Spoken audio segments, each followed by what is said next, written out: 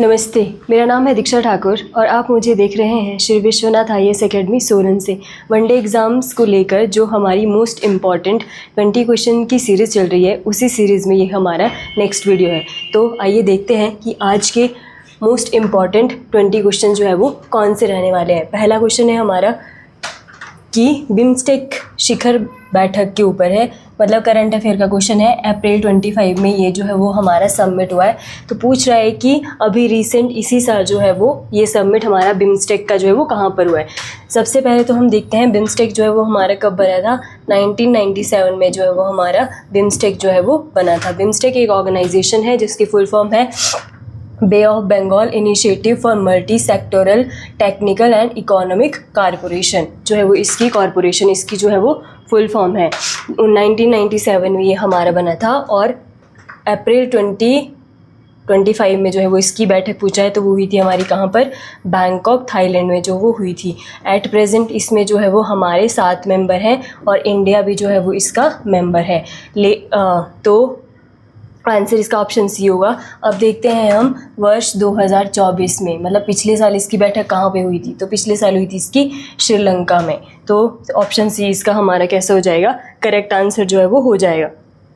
चलते हैं next question पे। ऑपरेशन ब्लैक फॉरेस्ट किस समस्या से निपटने के लिए शुरू किया गया सैन्य अभियान है। Operation Black Forest is a military campaign initiated to tackle which issue? Cross border terrorism, सीमा पार आतंकवाद के लिए, नक्सलवाद के लिए, या नशीले पदार्थों की ट्रैफिकिंग के लिए, या फिर इलीगल माइनिंग के लिए। किसके लिए है हमारा, कौन सा ऑपरेशन ब्लैक फॉरेस्ट। तो ऑपरेशन ब्लैक फॉरेस्ट हमारा किसके लिए है, नक्सलाइट्स के लिए है, नक्सलवाद और माओवादी विद्रोह के लिए है। और मैं बता दूं आपको कि जो हमारी गवर्नमेंट है उन्होंने 31 मार्च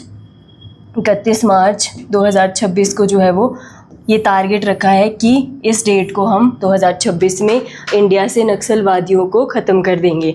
अभी भी कुछ जगहों पर नक्सलवादी बचे हुए हैं, जैसे कांगेर घाटी है, सुकमा घाटी है हमारी छत्तीसगढ़ की, महाराष्ट्र का गढ़चिरौली है, वहाँ पर भी क्या है हमारे नक्सलाइट जो है वो एट प्रेजेंट है अभी भी। लेकिन गवर्नमेंट ने टारगेट रखा है कि मार्च 2026 तक हम जो है वो इंडिया से नक्सलाइट जो है वो ख़त्म कर देंगे।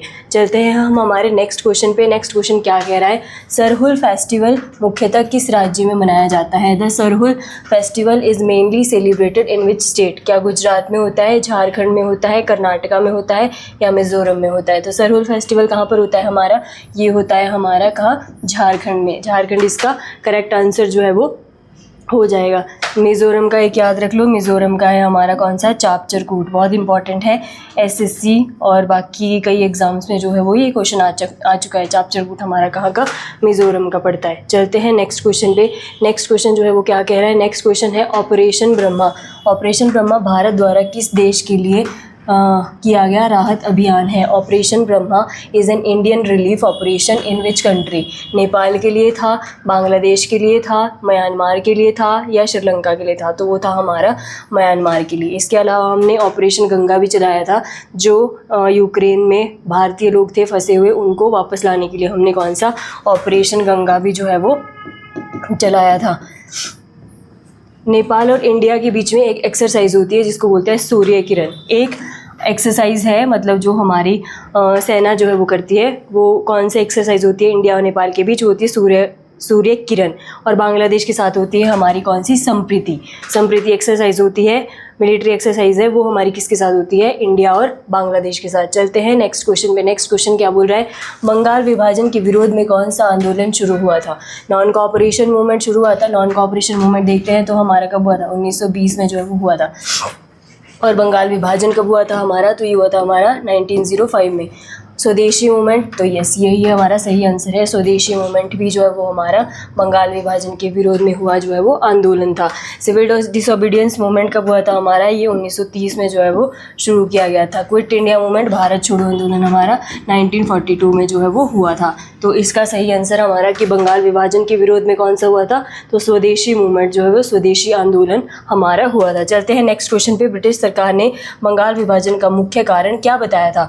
जो ब्रिटिश गवर्नमेंट थी उन्होंने ही जो है बंगाल का डिवाइडेशन किया था। उस टाइम पे हमारे कौन थे, वायसराय वो थे हमारे लॉर्ड कर्जन।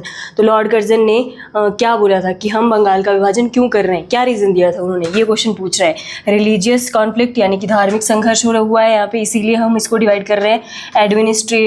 एडमिनिस्ट्रेटिव कन्वीनियंस के लिए कर रहे हैं, या फिर इकोनॉमिक डिस्पैरिटी के लिए कर रहे हैं, या फिर पॉलिटिकल अनरेस्ट के लिए कर रहे हैं। तो उन्होंने बोला था कि हम जो है वो एडमिनिस्ट्रेटिव कन्वीनियंस के लिए कर रहे हैं, क्योंकि जो बंगाल प्रोविंस था वो बहुत, उसका एरिया बहुत बड़ा था।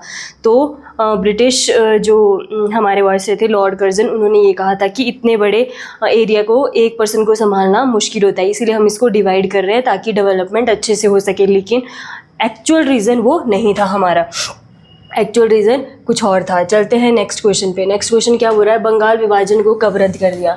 मैंने आपको बताया कि 1905 में तो ये हुआ ही था, लॉर्ड कर्जन उस टाइम पे वायसराय थे। तो ख़त्म कब हुआ था ये हमारा, ख़त्म हुआ था हमारा कब, 1911 को। उस टाइम पे हमारे वायसराय कौन थे, लॉर्ड हार्डिंग टू जो है वो उस टाइम पे वायसराय थे 1911 में। उस टाइम पे बंगाल विभाजन को क्या कर दिया गया था, ख़त्म कर दिया गया था, क्योंकि इसका विरोध जो है वो हो रहा था लगातार। 1907 में क्या हुआ था, 1907 में हमारा क्या हुआ था, सूरत स्प्लिट हुआ था। सूरत स्प्लिट क्या हुआ था हमारा, उस टाइम पे जो मॉडरेट थे और एक्सट्रीमिस्ट थे दोनों जो है वो डिवाइड हो गए थे। मतलब कांग्रेस जो है वो दो भागों में बट गई थी, गर्मपंथी और नरमपंथी, इन दो में बट गई थी। कौन सा सेशन था वो, सूरत सेशन था हमारा, 1907 में होता। 1915 में गांधी जी जो है वो भारत आए थे, और हाँ ये याद रख लो, गांधी जी भारत आए थे। 1920 में हमारा नॉन कोऑपरेशन मूवमेंट जो है वो शुरू हुआ था। नॉन कोऑपरेशन मूवमेंट जो है वो शुरू हुआ था गांधी जी के द्वारा, असहयोग आंदोलन जिसको बोलते हैं, वो शुरू हुआ था। तो इसका सही आंसर बंगाल डिवाइडेशन खत्म कब हुआ था, 1911 में। भी ऑप्शन हमारा करेक्ट आंसर इसका हो जाएगा। चलते हैं नेक्स्ट क्वेश्चन पे। The real motive behind Bengal partition was to, Bengal विभाजन के पीछे वास्तविक उद्देश्य क्या था। मैंने अभी आपको बताया कि अंग्रेजों ने क्या बोला था कि हम एडमिनिस्ट्रेटिव कन्वीनियंस के लिए जो है वो बंगाल डिवाइडेशन कर रहे हैं, लेकिन उसका एक्चुअल रीज़न क्या था, क्या वो प्रमोट एजुकेशन, शिक्षा को बढ़ावा देना चाहते थे, तो नहीं। क्या वो डिवाइड एंड रूल वाली पॉलिसी, तो यस, वो जो है वो डिवाइड एंड रूल वाली पॉलिसी जो है वो उसी को फॉलो करते हुए उन्होंने क्या किया था, बंगाल का डिवाइडेशन किया था। बंगाल को इस तरीके से डिवाइड किया गया था कि एक साइड जो है वो मुस्लिम मेजॉरिटी पीपल बच गए थे, और दूसरी साइड जो है वो हिंदू मेजॉरिटी पीपल जो है वो बच गई थी। इसीलिए वो आपस में लोगों को जो है वो लड़ाना चाहते थे, वही उनका मेन मोटिव था। तो डिवाइड एंड रूल जो है वो उनका एक्चुअल में जो है वो उसका रियल रीज़न जो है वो था, रियल कारण था कि वो बंगाल डिवाइडेशन इसीलिए जो है वो किया था उन्होंने। तो नेक्स्ट क्वेश्चन है, रद्द करने के बाद ब्रिटिश भारत की राजधानी कलकत्ता से कहाँ स्थानांतरित की गई थी। देखो पहले हमारी कैपिटल क्या हुआ करती थी, कलकत्ता जो है वो हुआ करती थी। तो फिर बाद में कलकत्ता से कहाँ शिफ्ट कर दी गई थी, तो कलकत्ता से दिल्ली शिफ्ट कर दी गई थी। कब, 1911-12 में जो है वो शिफ्ट कर दी गई थी। उस टाइम पे कौन थे हमारे वायसराय, तो लॉर्ड हार्डिंग टू ही थे उस टाइम पे हमारे वायसराय, जब हमने कैपिटल को कलकत्ता से कहाँ शिफ्ट किया था, दिल्ली जो है वो शिफ्ट किया था। तो सी इसका हमारा कैसा करेक्ट आंसर हो जाएगा। चलते हैं नेक्स्ट क्वेश्चन पे।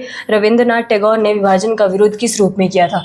देखो जब हमारा बंगाल डिवाइडेशन हुआ था तो ये रविंद्रनाथ टैगोर जी, इन्होंने क्या किया था, उसका जो है वो विरोध किया था। तो उन्होंने क्या मतलब क्या चीज़ की थी जिससे वो अपना विरोध जो है वो प्रदर्शित कर रहे थे, और उन्होंने जो है वो लोगों को यूनाइट करने की कोशिश की थी। तो किस तरीके से की थी उन्होंने, राइटिंग पोएट्री, क्या उन्होंने कविता लिख कर किया था, तो नहीं। ऑर्गेनाइजिंग रक्षाबंधन, तो यस, उन्होंने जो है वो रक्षाबंधन का आयोजन किया था। सभी लोगों ने जो है आपस में राखी बांधी थी कि हम सब जो है वो भाई भाई हैं, हमें जो है वो अलग नहीं होना है, बंगाल डिवाइडेशन का साथ मिलकर हमने जो है वो विरोध करना है। जो अंग्रेज़ों की डिवाइड एंड रूल वाली पॉलिसी है उसको सक्सेसफुल नहीं होने देना है। हमने एक यूनाइटेड होकर हमने उसका जो है वो विरोध करना है। तो उन्होंने रक्षाबंधन का आयोजन किया था और राखी जो है वो बांधी गई थी आपस में, लोगों ने आपस में बांधी थी, मतलब राखी।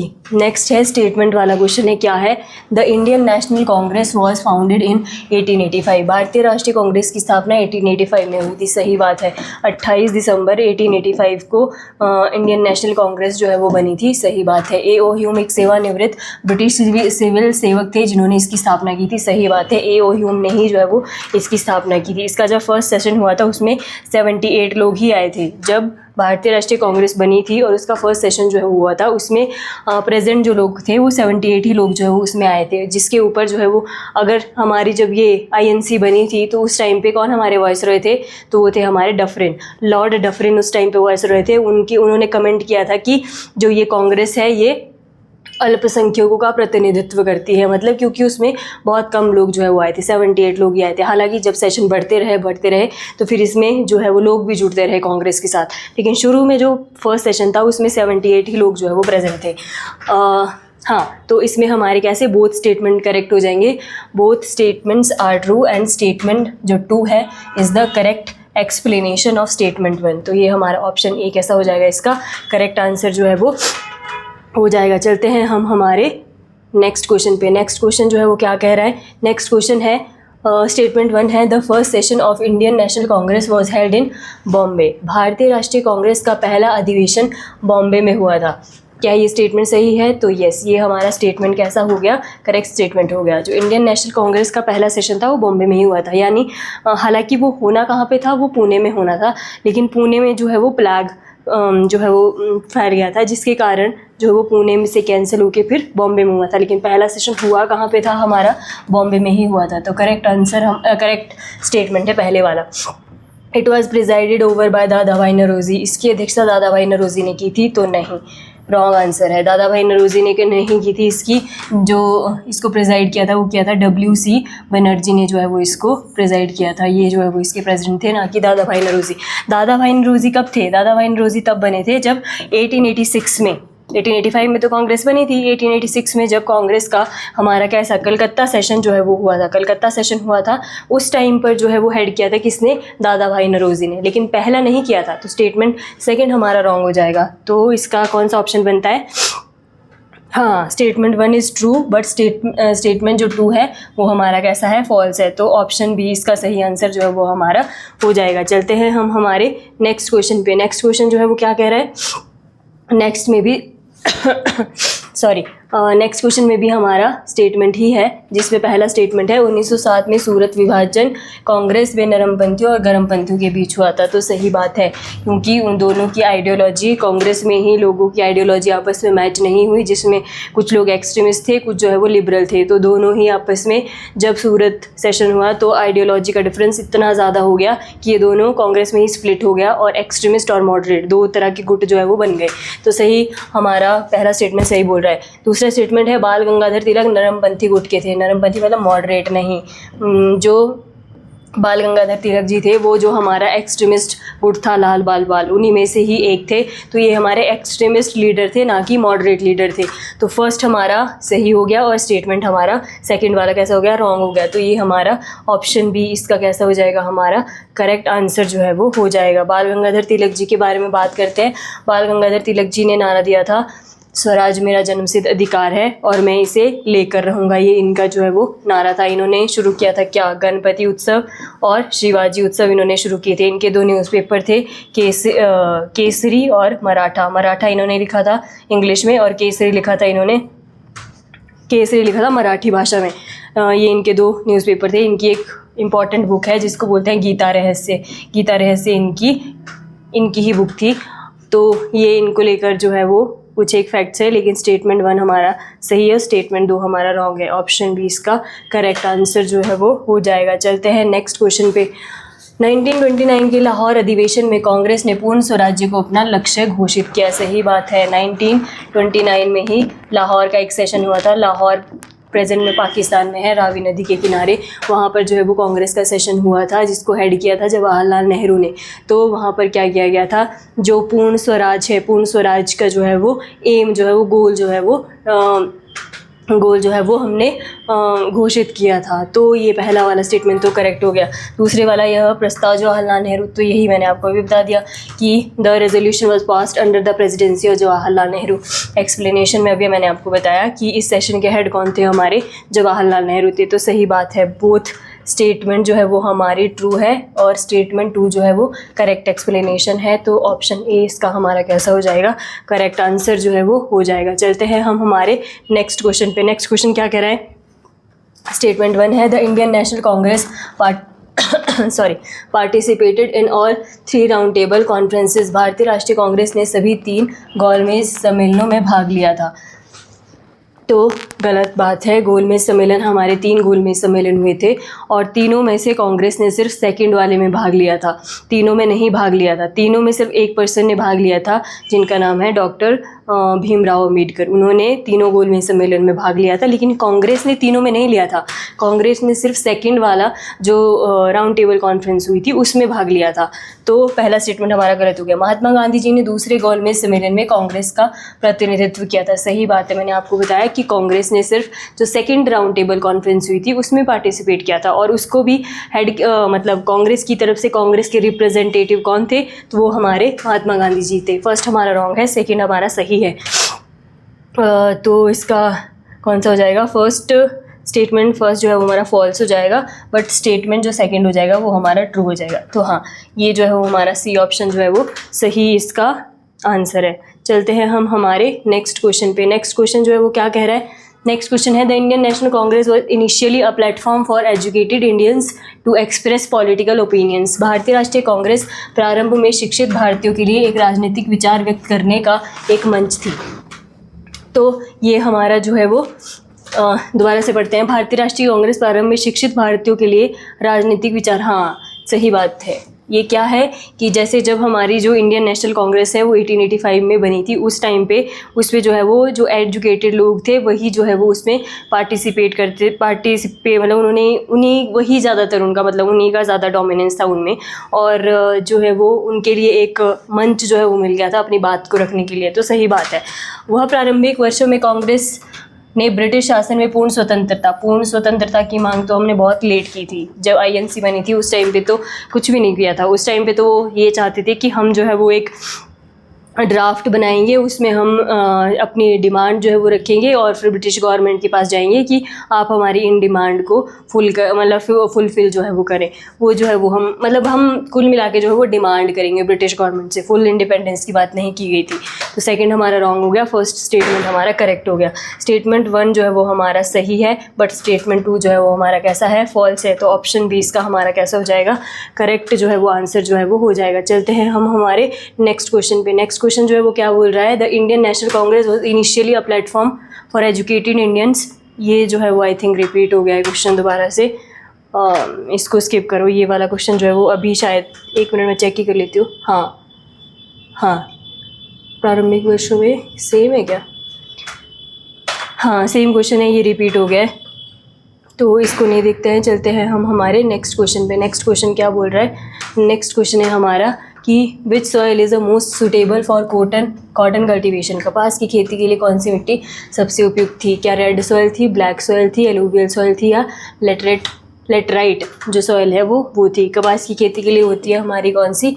Black soil. जो कपास की जो ब्लैक सॉइल होती है वो हमारे मालवा प्लेटू में जो है वो पाई जाती है, जिसमें आपके मध्य प्रदेश, महाराष्ट्र, ये वाला रीजन जो है वो आता है। यहाँ पे जो है हमारी क्या पाई जाती है? ब्लैक फॉरेस्ट जो है ब्लैक सॉइल जो है वो पाई जाती है। तो ऑप्शन बी इसका जो है वो करेक्ट आंसर जो है वो हो जाएगा। Alluvial soils is mainly found in which part of India. जमीन की जलोढ़ मिट्टी मुख्य रूप से भारत के किस भाग में जो है वो पाई जाती है? पेनिसुलर इंडिया यानी प्रायद्वीपीय भारत, नॉर्दर्न प्लेन्स यानी कि उत्तरी मैदान, वेस्टर्न घाट यानी कि पश्चिमी घाट, कोस्टल आंध्रा यानी कि तटीय आंध्रा। तो वो हमारी कहाँ पाई जाती है? उत्तर भारत के जो मैदान हैं हमारे नॉर्दर्न प्लेन्स हैं, वहाँ पर जो है वो एलुवियल सॉइल पाई जाती है। एलुवियल सॉइल जो है वो इंडिया में सबसे ज़्यादा मिलने वाली सॉइल है। मिट्टी सबसे ज़्यादा हमारी जलोढ़ मिट्टी मिलती है, लगभग 40% के आसपास जो है वो हमारी आपकी एलुवियल सॉइल भी जो है वो पाई जाती है। एलुवियल सॉइल सबसे ज़्यादा फर्टाइल होती है। सभी सॉइल में सबसे ज़्यादा एलुवियल सॉइल ही हमारी कैसी होती है? फर्टाइल होती है। नेक्स्ट क्वेश्चन है, which of the following soil is most prone for soil erosion. निम्नलिखित में से कौन सी मिट्टी क्षरण के लिए सबसे अधिक संवेदनशील है? क्या वो एलुवियल सॉइल है, जलोढ़ मिट्टी है, या ब्लैक सॉइल है, काली मिट्टी है, लेटराइट सॉइल है, लेटराइट मिट्टी है, या माउंटेन सॉइल है, पर्वतीय मिट्टी है? तो क्या पूछ रहा है सॉइल इरोजन के लिए? तो वो हमारी कौन सी है? Mountain soil. माउंटेन सॉइल जो है वो माउंटेन सॉइल जो है वो सॉइल इरोजन के लिए जो है वो सबसे ज़्यादा प्रोन है सॉइल इरोजन के लिए। तो ये थे हमारे आज के मोस्ट इम्पॉर्टेंट 20 क्वेश्चंस। अगर आपको इन क्वेश्चंस का PDF जो है वो डाउनलोड करना है तो हमारे टेलीग्राम चैनल से आप इसका जो है वो PDF डाउनलोड कर सकते हो। तब तक मिलते हैं आपसे नेक्स्ट वीडियो में। तब तक के लिए धन्यवाद। जय हिंद।